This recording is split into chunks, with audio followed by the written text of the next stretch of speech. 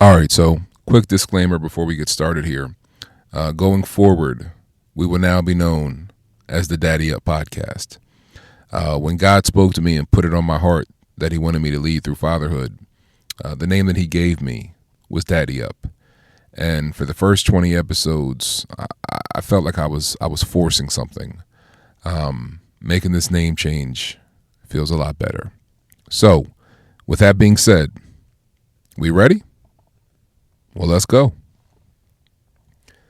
There comes a moment in every father's life when your child stops making sense to you. They still live in your house, they still share your last name, but the way they think, the way they feel, the way they see the world, it feels foreign. And if we're honest, that moment can be unsettling. Because understanding gives us comfort, understanding gives us control, and understanding makes us feel competent. So when our kids change, when their emotions deepen, when their questions get harder, when their personalities don't resemble ours, something inside us tightens. And we don't always respond with curiosity. Sometimes we respond with authority. We say things like, I raised you better than this. That's not how we do things. You're being dramatic. You don't know what you're talking about yet. But underneath those words is something most fathers never say out loud. I don't understand you anymore. And that scares me. Because misunderstanding, it can feel like losing grip. And losing grip feels like failure. So instead of staying close, we correct harder. Instead of listening longer, we lecture louder. And instead of asking questions, we issue rules. Now, it's not because we don't love our kids, but because we don't know how to lead when familiarity disappears. And here's the truth that most fathers need to hear. You don't have to understand your children to love them well, but you do have to stay present when understanding fades. And this episode is about that moment. The moment where fatherhood stops feeling intuitive and starts requiring humility. Because if we don't learn how to stay connected to kids we don't fully understand, we risk raising children who feel known by the world but misunderstood at home. You weren't given your children by accident. God chose you specifically to be their father.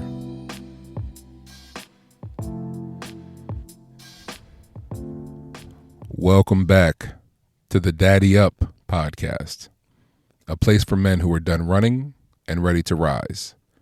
This is the space where fatherhood gets honest, manhood gets redefined, and healing becomes leadership. I'm Jason Jones, a husband, a father of 4, and a man still under construction. Here we talk about the things that most men avoid, so our children don't have to carry what we refuse to face. This isn't about perfection. It's about presence. It's about courage. And it's about transformation. This is the Daddy Up Podcast. So now that we've grounded ourselves in why this space exists, we need to talk about the moment that quietly changes everything in a home. The moment when the child you thought you knew starts to feel a little unfamiliar. Not distant, right? Not distant at all, just a little different. And if you're not careful, that difference can feel like defiance instead of what it really is, which is growth. There's a moment in parenting that no one really prepares you for.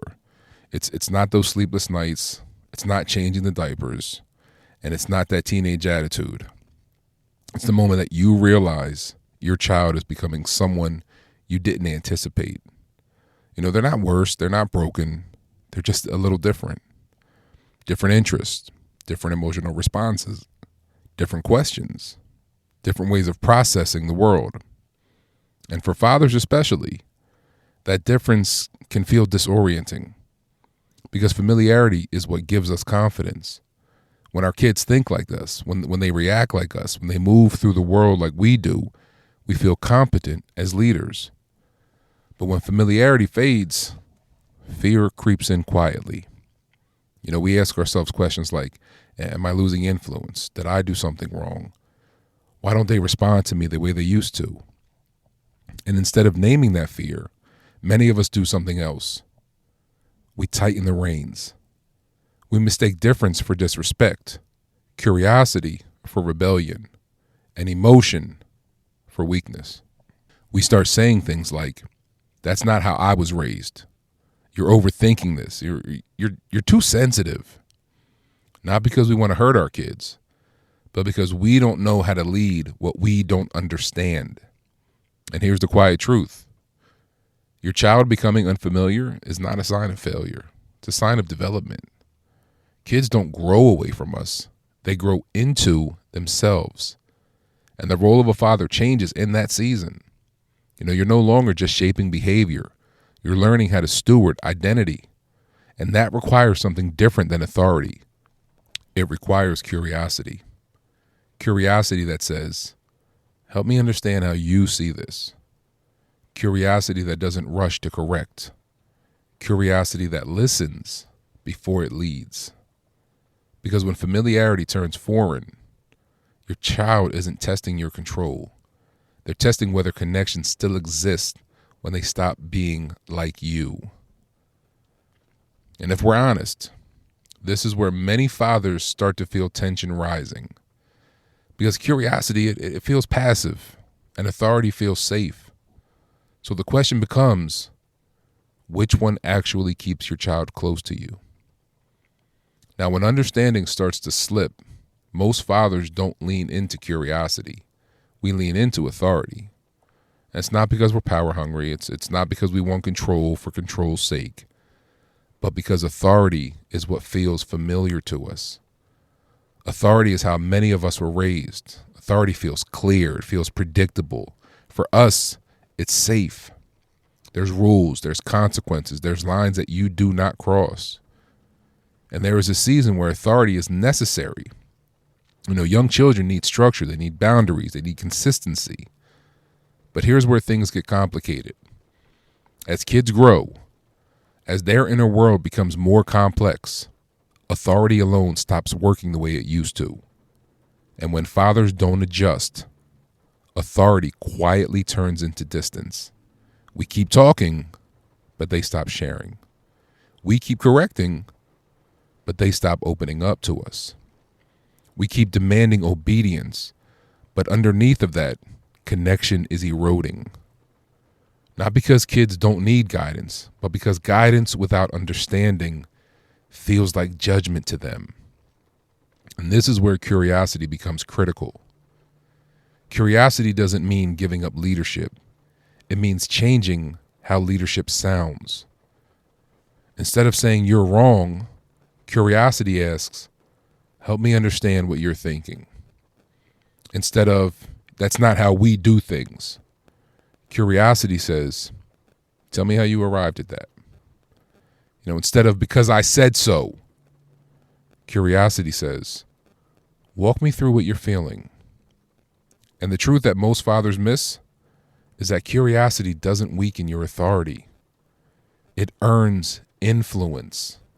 Let that one sink. Let me say that again, because it really has to hit you. Curiosity doesn't weaken your authority. It earns influence. Kids don't pull away because parents have standards. They pull away because they feel unheard. And when a child feels unheard long enough, they stop trying to be understood. They take their questions elsewhere, their struggles elsewhere, their doubts, they take them elsewhere. Not because they don't love you, but because love without listening feels unsafe to them. Authority may produce compliance, but curiosity produces connection. And connection is what keeps the door open when understanding is hard. Now, the part that most fathers rarely want to face is that sometimes the reason curiosity is hard has nothing to do with our kids and everything to do with us. Because misunderstanding them forces us to confront something deeper, our own ego. And this is where the conversation gets a little uncomfortable. Because when fathers struggle to understand their kids, it's rarely just about the kids. It's about what their differences stir up in us. There's a quiet expectation many fathers carry, even if we never say it out loud. They'll be like me. They'll value what I value. They'll move through the world the way that I did. And when that doesn't happen, it can start to feel like rejection. Not logically, emotionally. Their choices can feel like a critique. Their personalities can feel like a contradiction. Their questions can feel like a challenge to our authority. So instead of staying curious, we get defensive. We say things like, I just don't recognize you anymore. That's not who you are. I didn't raise you to think like that. But here's the truth that we need to face. Our children are not extensions of our ego. They are not proof of our success. They are not mirrors designed to validate our identity. They are not meant to carry our unfulfilled dreams or unresolved wounds. They are their own people. And sometimes what unsettles us most isn't that we don't understand them. It's that we can't control the version of them that's emerging. That loss of control can feel threatening because for many fathers, control has always been confused with leadership. But leadership isn't about shaping replicas. It's about stewarding growth, even when it doesn't look like us. Now here's the hard question every father has to wrestle with. Do I want my child to become who they are or who makes me comfortable? That question doesn't accuse, it reveals.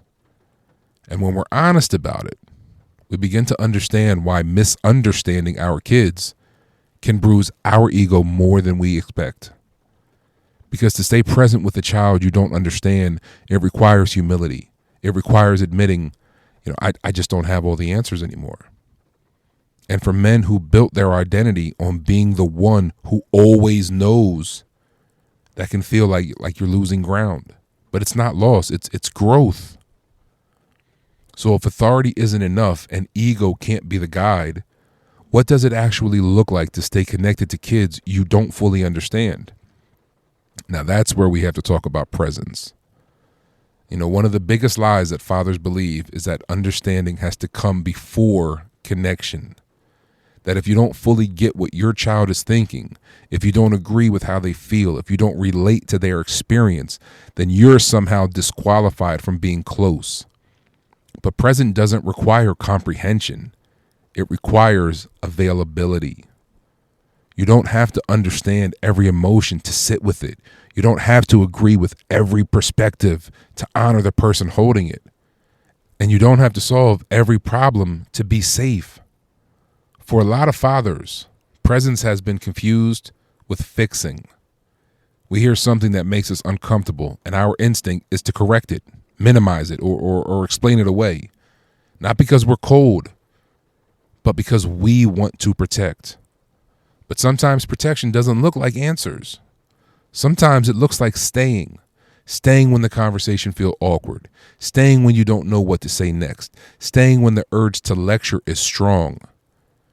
Because when kids feel misunderstood, they don't need clarity first. They need connection. They need to know, I don't fully get this, but I'm not going anywhere.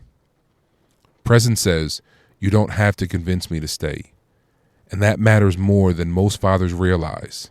And kids will will test this. They'll share something half-formed, something messy, something that you don't agree with yet. Not to provoke you, but to see if the relationship can survive honesty. And if presence disappears when understanding fades, kids learn a very dangerous lesson. I'm only safe when I'm easy to understand. And that lesson, it closes doors. But when presence stays steady, even in confusion, trust deepens. Because presence tells a child, you're not alone in becoming who you are.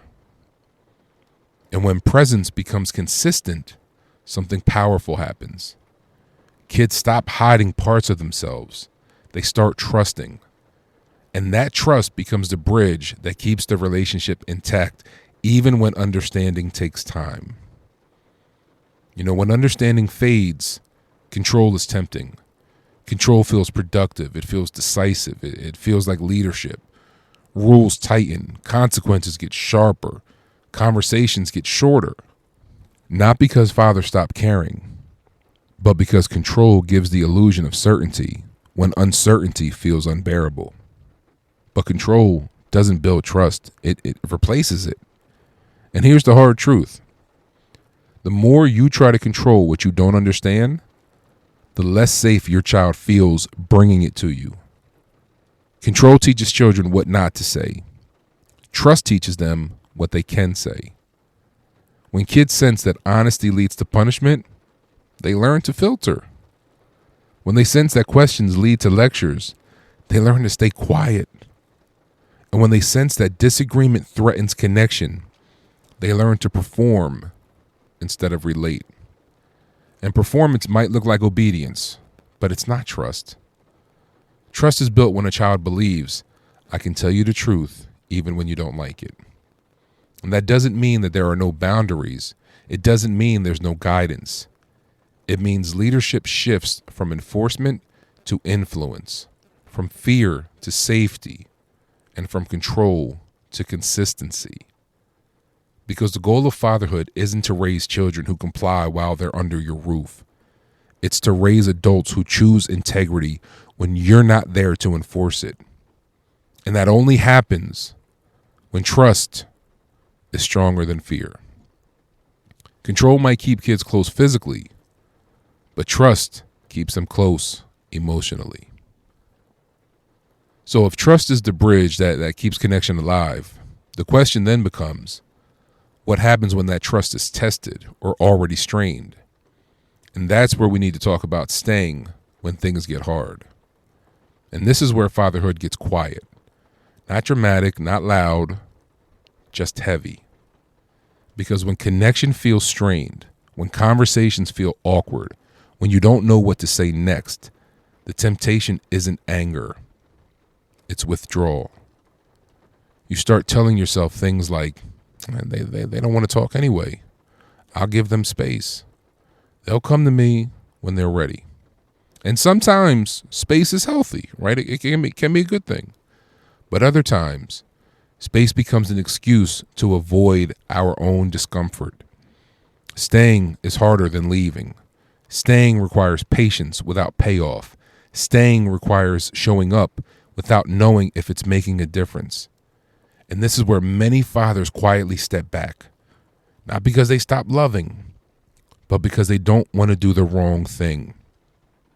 They're afraid of saying the wrong words, asking the wrong questions, making things worse. So they retreat. And here's the painful truth. Kids don't always interpret retreat as respect. They often interpret it as absence. Not intentional absence, but emotional distance. And distance, over time, starts to feel like disinterest. Staying doesn't mean forcing conversations. It doesn't mean prying or interrogating. It means remaining available.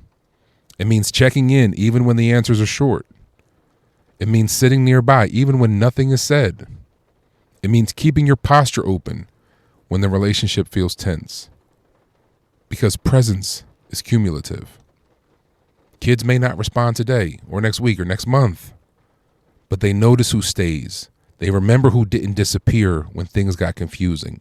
And one day, often when you least expect it, they come back to the man who stayed. Not because he understood everything, but because he didn't leave. And if you're listening to this right now, realizing that there are moments you wish you'd handle differently, I want to end this episode by reminding you of something important today. It's not too late to stay. If this episode stirred something in you, if you recognize moments where misunderstanding turned into distance, if you felt the pull to either tighten control or step back entirely, I want you to hear this clearly. Misunderstanding your child does not mean that you are failing as a father. It means that your child is growing. And growth always stretches the relationship before it strengthens it. You don't need all the answers. You don't need perfect words.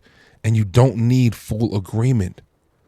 What your child needs is a father who stays, a father who listens longer than feels comfortable, a father who chooses curiosity over control, a father who understands that presence is sometimes the loudest form of love.